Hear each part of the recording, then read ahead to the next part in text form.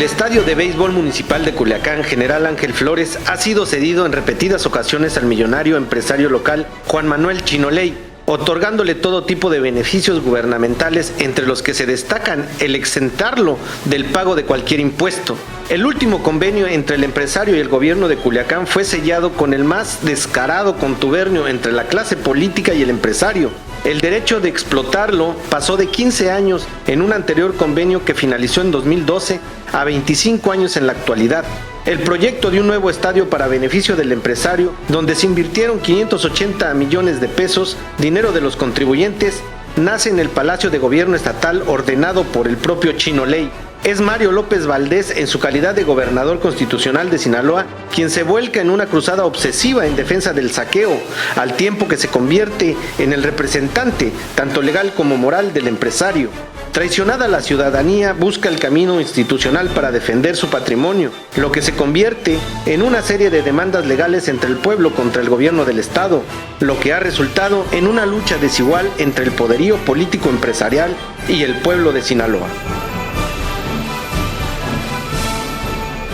Bienvenidos a su programa de Primera Visión. Estamos llegando hasta usted vía internet. Le voy a proporcionar nuestro sitio en YouTube, que es por donde usted nos puede ver y nos puede oír. Es de Primera Noticias. Este es un esfuerzo de la prensa independiente acá en Sinaloa, y yo soy Bernardino Chávez, y hoy vamos a abordar un tema muy importante para esta parte del país, un tema que tiene que ver con el dinero que el gobierno estatal, el gobierno municipal, el gobierno federal ha destinado a un rubro, el deporte. Pero aquí lo que queremos que quede claro es que se ha maquillado, porque se le ha dado una cantidad increíble de dinero a un empresario local para construir un estadio, el estadio nuevo de béisbol municipal en Culiacán, que todavía no sabemos cómo se va a llamar, porque hay un litigio en todo lo que tiene que ver con haber derrumbado un estadio ahí que era el estadio General Ángel Flores, y ahora hay un estadio nuevo, un estadio pues de última generación.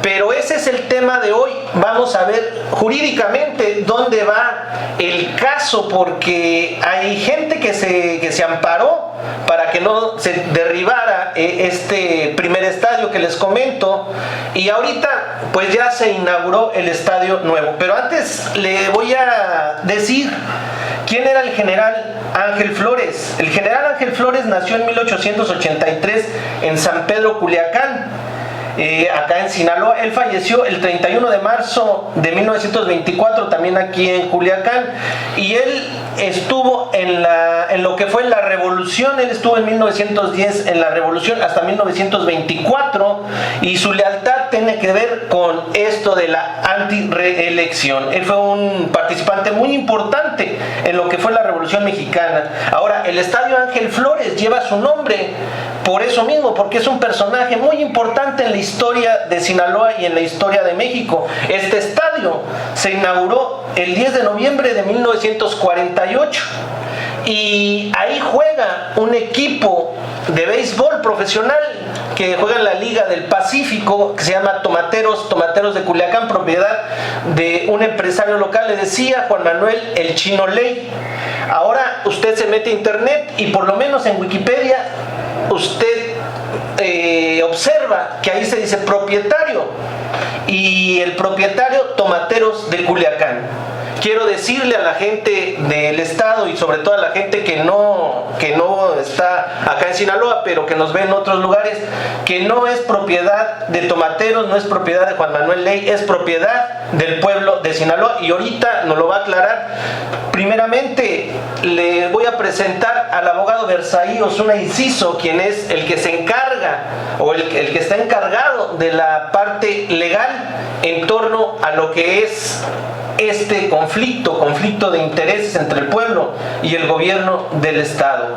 También nos acompaña un luchador social, Salomón Monarres. Él dirige la Oficina del Pueblo, un movimiento ciudadano en defensa del pueblo, como bien lo dice, y él también está inmerso en todo lo que tiene que ver. Ellos conforman un frente común para lo que es tratar de evitar que se le bolsee al pueblo, por decirlo de esa manera. Versailles, pues ya les comentamos todo lo que tiene que ver con el estadio, con el nombre del estadio, pero vayamos más allá de esto y cómo empieza todo esto del estadio.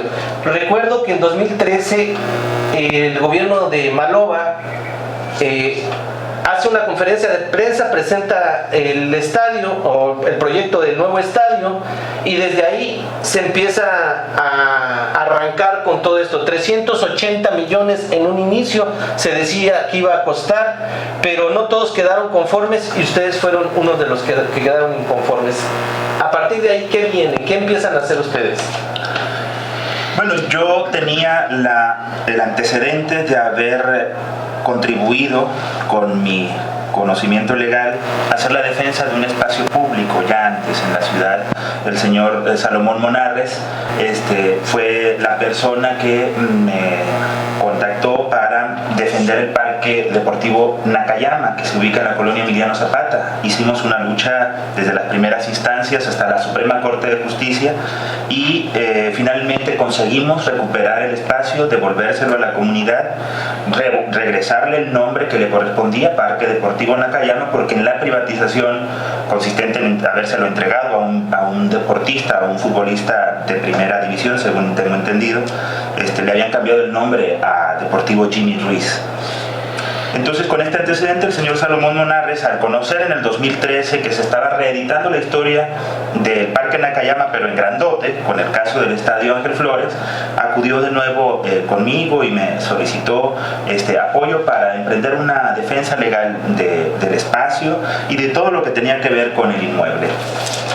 Yo me negué, le dije que no era lo mismo el Deportivo Jimmy Ruiz que el Chino Ley y el gobernador, y le dije tal cual, aquí está presente él, que la única forma en la que yo me comprometería en un caso de esta envergadura y delicadeza sería observando que había una cantidad tal de personas que pudiera respaldar el esfuerzo legal que se hiciera.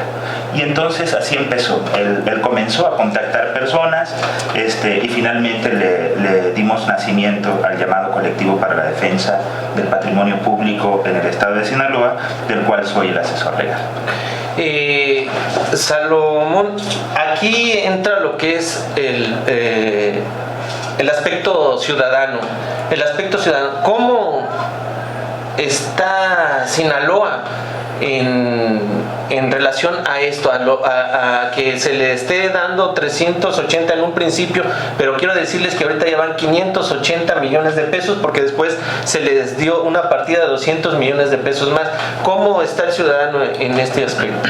Mira, lo que es en sí el grueso de la población sí tiene un sentimiento, por ejemplo, de desprecio, lo que es ante los problemas que son prioritarios que tiene una población, y que podemos hablar de la educación, de la salud, en que ahí no se le está dando una respuesta adecuada, lo que es a que se inviertan cantidades millonarias.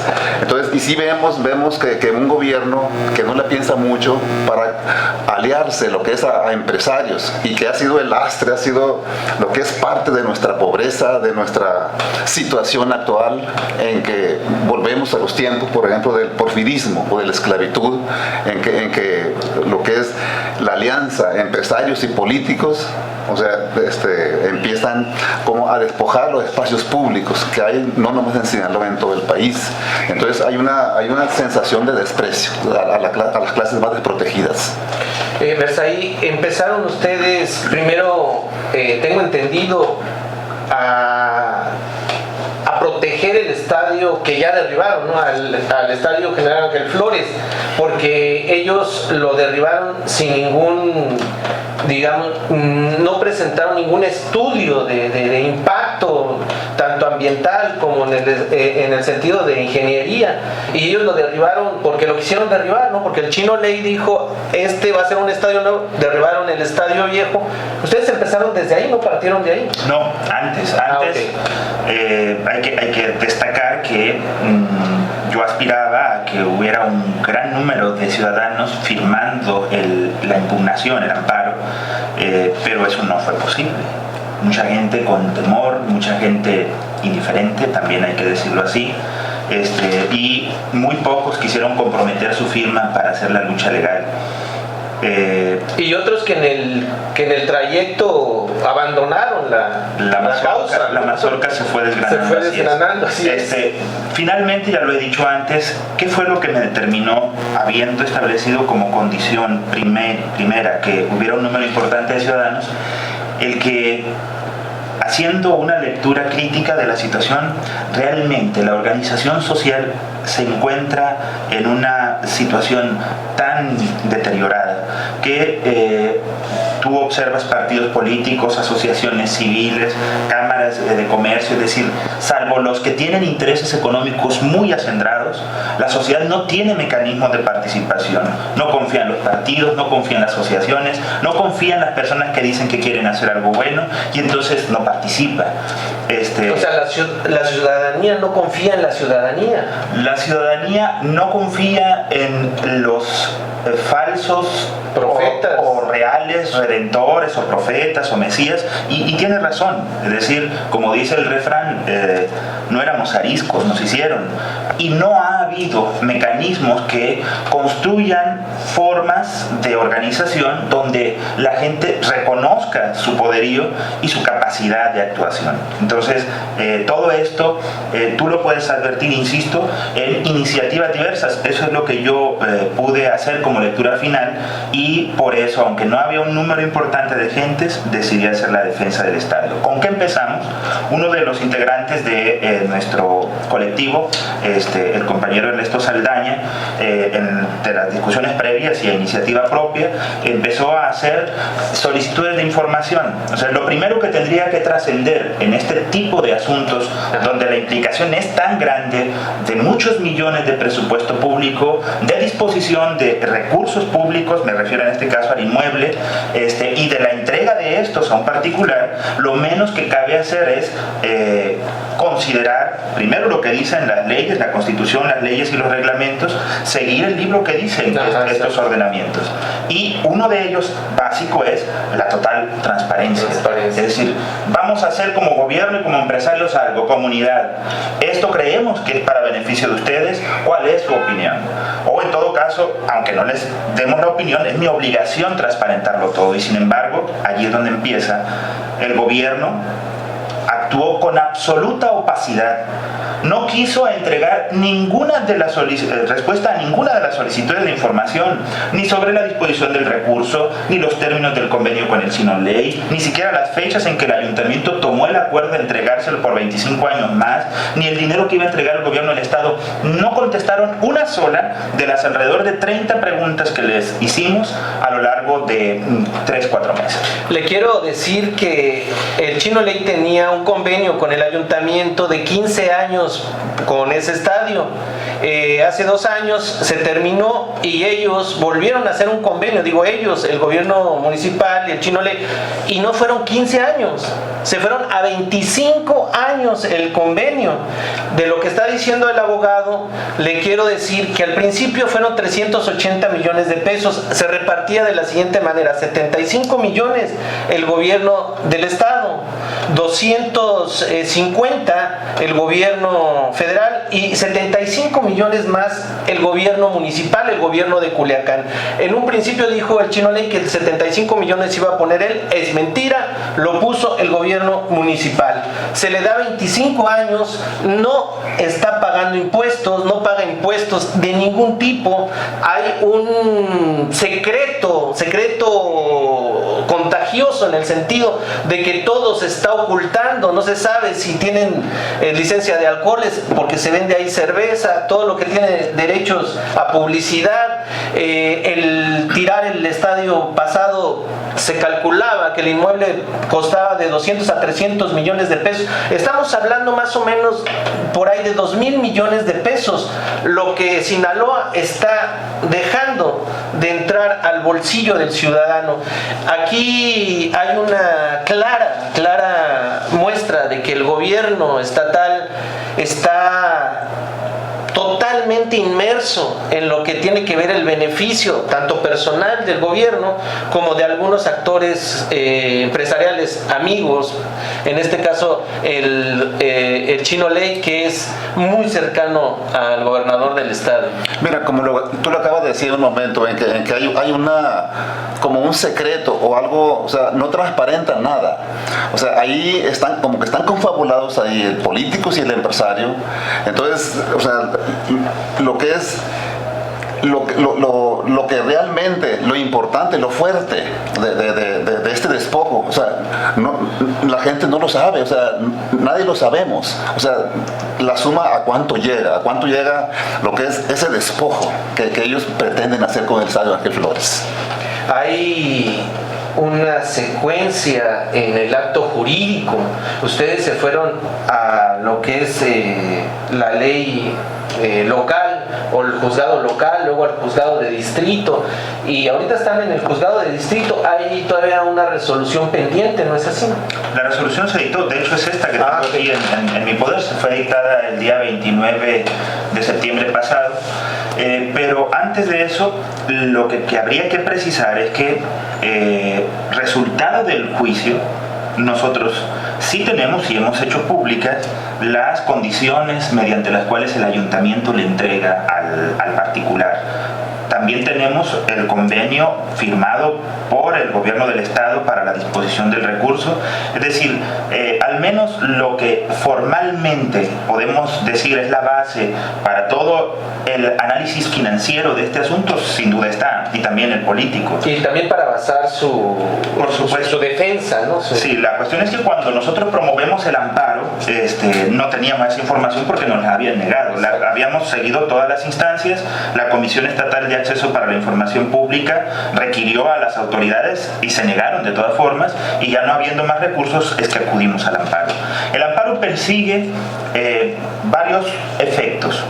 El primero es impedir por inconstitucional la enajenación del uso, usufructo y explotación del inmueble que nos pertenece a todos en términos de ley, que es el estadio. Dos, impedir también por inconstitucional el cambio de nombre, impedir... Que todavía oficialmente no se ha dado, ¿verdad? Hasta donde yo tengo la información que yo tengo es de que todavía oficialmente no se ha dado. Hay una información que se ha filtrado de que ya se vendió el nombre a un banco, a una empresa bancaria. ¿Ustedes tienen algo oficial de esto?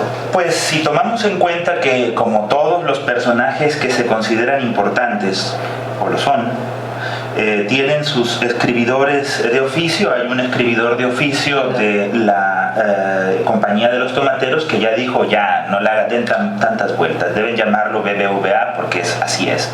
Entonces es la información que tenemos, y lo más seguro es que si lo dice el señor que escribe para el señor Chino Ley, pues seguramente así es, ¿no? Y además así está estipulado en el convenio, en el acuerdo del ayuntamiento. El comodatario tiene, en este caso el Chino Ley, tiene libertad absoluta para poner el nombre que desee. Y además es el papel que firmaron nuestros representantes populares, nuestros regidores, nuestro presidente municipal y nuestro gobernador. Dice que se le exenta por esos 25 años de pagar toda clase de impuestos, lo cual también está prohibido por la Constitución. Claro. Entonces, es una lógica, ¿no? O sea, no necesitas ser un erudito en derecho para percibir que algo está mal, ¿no? Bueno, no, el sentido común es bastante fuerte en muchos casos, en este lo es, pero a veces la abundancia del recurso y la influencia política hacen que algunas visiones clarísimas que nos reporta el sentido común empiecen a trastornarse y a convertirse en otra cosa. Estas cosas. Digamos que alguien que puede ser un jurisperito puede tenerlo muy claro, pero si se le atraviesan otras consideraciones no jurídicas, podría arribar a otro tipo de conclusiones, bueno, pero ahí ajenas al sentido común. Pero ahí ya le estás metiendo quizás algún tipo de otros intereses intereses, ¿no? O sea, ya digo, la jurisprudencia en algún momento dado, si se está bombardeando de amigos políticos, de cuestiones ya de poder, de poderes fácticos, pues es obvio que va a cambiar, ¿no? Pero me refiero al ciudadano, al deber de cada ciudadano, ¿no? A eso me refiero. Bueno, sí, y hacia allá me encamino. De hecho, decía, la enajenación, la demolición y el cambio de nombre son, digamos, la columna vertebral de nuestro movimiento jurídico, conjuntamente o teniendo como base las solicitudes de información pública solicitadas y no respondidas, aún con el requerimiento de la Comisión Estatal. Entonces, esos son los términos en que se promueve el amparo y los que acaba de resolver en la sentencia del 29 este tribunal. Se nos acaba el tiempo, Berzaí. ¿Qué más queda? ¿Se van cualquier situación? ¿Va a tener que llegar a la Suprema Corte de Justicia? ¿Qué es lo que queda? Lo que queda efectivamente es llegar con este asunto a la Corte. Yo estoy muy contento de que se haya dictado la sentencia, más allá de todas las irregularidades que se han cometido en el proceso y que se van a hacer notar, y a pesar de que de una manera contraria al sentido común este señor juez resolvió que no teníamos interés legítimo para impugnar. Es decir, que nosotros no acreditamos tener facultades para hacer la defensa del estadio.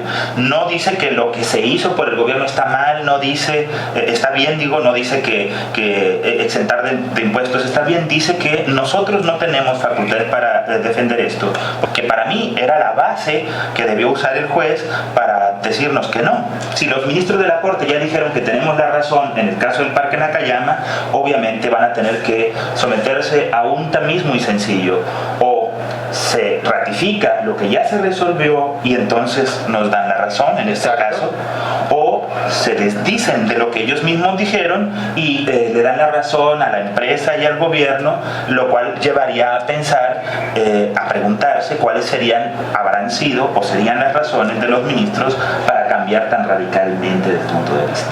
Pero esto ya tendría que haber, al hablar de ministros, ya tendría que haber algo que tenga que ver con un poder federal. O sea, ya salimos de lo local para ir a lo federal y para poder ver cómo es el desenlace de todo esto. Su comentario final, Salomón. Bueno, pues como dice el licenciado que él se siente satisfecho, por supuesto que yo también me siento satisfecho, lo que es porque frenamos lo que es la voracidad y el apetito de nuestros gobernantes, o sea, coludidos con empresarios en que cientos de parques del municipio de Culiacán, o sea, siguen lo que es en manos de las propias colonias. Entonces, aquí el caso es un estadio Ángel Flores, el estadio Ángel Flores, pero esto siente un precedente, o sea, hay muchos estadios en la República. Entonces, nos sentimos satisfechos también por lo que estamos haciendo y sin duda vamos a tener éxito. Así concluimos este programa. Les recuerdo, son 580 millones de pesos los que invirtió el gobierno de Mario López Valdés, dinero de todos los sinaloenses, en un estadio nuevo que se lo está regalando a su amigo Juan Manuel El Chino Lee. Nos vamos, agradezco que nos haya acompañado, síganos en un próximo evento. Muchas gracias, hasta la próxima.